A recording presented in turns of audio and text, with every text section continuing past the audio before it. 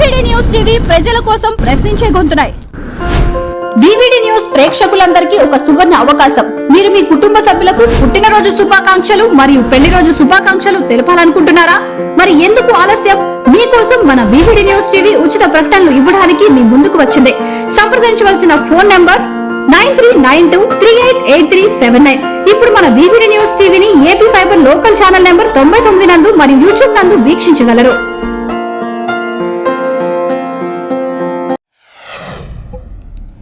జగన్ భూరక్షణ పథకానికి పాతరేసిన ముఖ్యమంత్రి నారా చంద్రబాబు నాయుడుకి సిబిఐ జాతీయ కార్యదర్శి నారాయణ అభినందనలు తెలియజేశారు. తెలంగాణలో ధరణితో కేసీఆర్, ఏపీలో దీనివల్ల జగన్ నాశనమైపోయారని అన్నారు. జగన్ ఓడిపోయాడు కానీ చావలేదు, చచ్చే వరకు కొట్టాలి. అతనికి అపారమైన జన కుల బలం ఉంది. తెలంగాణ ప్రభుత్వంలో చాలా మంది అతనికి క్లోజ్ గా ఉండేవారు ఉన్నారు అంటూ తెలుగుదేశం పార్టీలో చర్చ.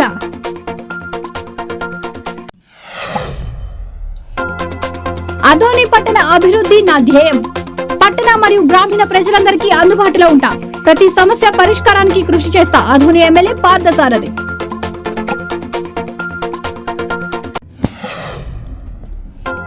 ఏపీ బెవరేజెస్ మాజీ ఎండీ వాసుదేవరెడ్డికి ఏపీ హైకోర్టులో చుక్కెదురు. వైసీపీ ప్రభుత్వానికి అనుచిత లబ్ధి చేకూరేలా మద్యం విధానం. వాసుదేవరెడ్డిపై ఆరోపణలు. ఇటీవల వాసుదేవరెడ్డి నివాసంలో సిఐడి సోదాలు. ఏపీ హైకోర్టులో ముందస్తు బెయిల్ పిటిషన్ దాఖలు చేసిన వాసుదేవరెడ్డి కీలక డాక్యుమెంట్స్ మాయం చేశారన్న సిఐడి. ముందస్తు బెయిల్ ఇవ్వొద్దని కోర్టుకు విజ్ఞప్తి. రేవంత్ రెడ్డి గారు చంద్రబాబును చూసి నేర్చుకోండి. సబితా ఇంద్రారెడ్డి తెలుగు పాఠ్య పుస్తకాల్లో కేసీఆర్ పేరుంటే తప్పేమిటని ప్రశ్న. పుస్తకాల్లో కేసీఆర్ ఫోటో తొలగించాలని, పుస్తకాలు వెనక్కి తీసుకోవడంపై ఆగ్రహం. జగన్ ఫోటోతో ఉన్న పుస్తకాలు పంపిణీ చేయాలని చంద్రబాబు హుందాగా ఆదేశించారని వెల్లడి. ప్రజాధనం వృధా చేయవద్దని చంద్రబాబు ఆదేశాలు జారీ చేశారన్న మాజీ మంత్రి. కేసీఆర్ మీద కోపంతో జాతీయ గీతాన్ని అవమానిస్తారా అని ప్రశ్న.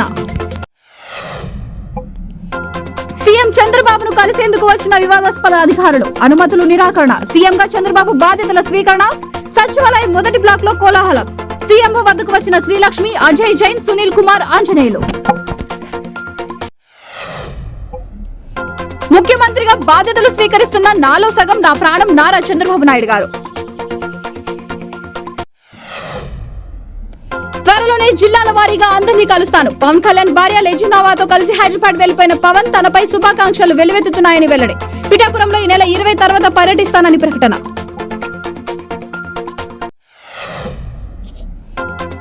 కొడాలి నానికి షాక్ ఇచ్చిన చంద్రబాబు సర్కార్. అనుకున్నదే జరిగింది. కొడాలి నానికి షాక్ ఇచ్చిన చంద్రబాబు సర్కార్ భద్రతను ఉపసంహరిస్తూ ఉత్తర్వులు జారీ. ఇటీవల ఎన్నికల్లో గుడివాడలో ఓడిన నాని. కల్కి మూవీ ప్రమోషన్ వాహనాలు. విడుదల తేదీ దగ్గర పడడంతో ప్రమోషన్స్ లో స్పీడ్ పెంచిన ప్రభాస్ కల్కి మూవీ టీం.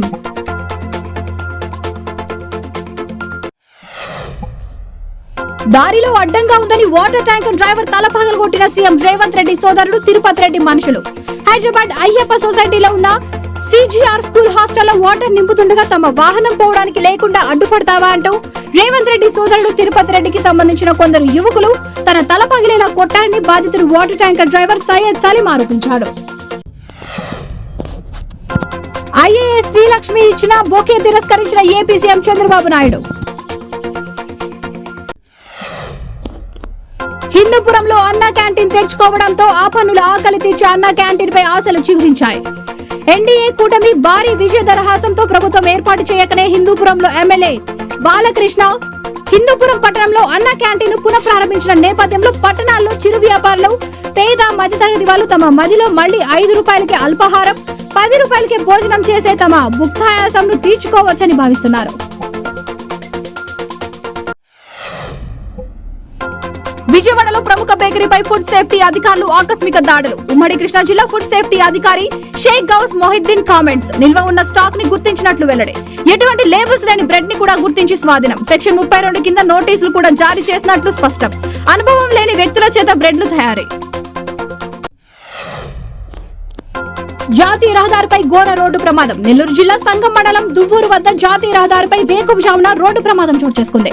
నెల్లూరు నుండి సీతారాంపురం వైపు వెళ్తున్న ఓ పేపర్ వ్యాన్ అకస్మాత్తుగా రోడ్డుపై అడ్డుగా వచ్చిన గేదెలను ఢీకొట్టడంతో ఈ ప్రమాదం జరిగింది. ఈ ప్రమాదంలో నాగరాజు అనే వ్యక్తి అక్కడికక్కడే మృతి చెందగా డ్రైవర్ శ్రీనివాసులు 108 లో వెళుతూ మార్గం మధ్యలో మృతి చెందారు. వ్యాన్ లో ఉన్న ఓ మహిళకు చిన్నారికి స్వల్ప గాయాలయ్యాయి.